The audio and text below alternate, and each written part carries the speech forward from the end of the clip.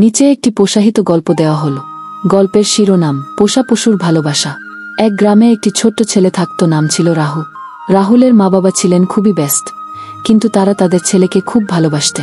রাহুল একদিন তার মা বাবার কাছে অনুনয় করে পোষা একটি কুকুর চেয়ে। তার মা বাবা প্রথমে একটু সন্দেহ করেন, কারণ তারা জানতেন কুকুর পোষা অনেক দায়িত্বের ব্যাপার। তবে শেষ পর্যন্ত তারা রাজি হয়ে যায়। তারা একদিন গ্রামের বাজার থেকে একটি ছোট্ট সাদা কুকুর কিনে আনে। কুকুরটির নাম রাখা হয় ব্লিস। রাহুল ব্লিসকে খুব ভালোবাসে। প্রতিদিন সকালে সে ব্লিসকে খাবার দিত, খেলাতে নিয়ে যেত, আর রাতের বেলা তার সাথে ঘুমা। ব্লিসও রাহুলের প্রতি অনেক ভালোবাসা প্রদর্শন কর। একদিন রাহুল এক খেলার মাঠে খেলতে গিয়ে হঠাৎ হাঁটুতে আঘাত পায় এবং প্রচণ্ড ব্যথা অনুভব করে।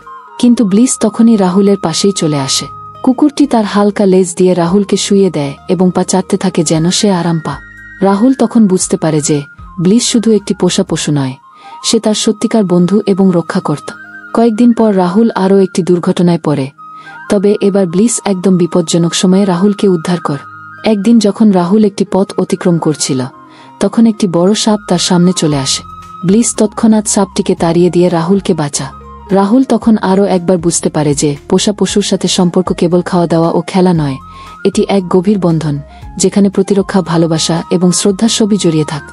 সেই থেকে রাহুল এবং ব্লিসের বন্ধুত্ব আরও গভীর হয়ে ওঠে এবং তারা জীবনের প্রতিটি কঠিন সময়ে একে অপরকে সহায়তা করে। রাহুল শিখল যে পোষা পশুরাও মানুষের জীবনে অনবদ্য ভূমিকা পালন করে এবং তাদের ভালোবাসা চিরকালীন থাকে।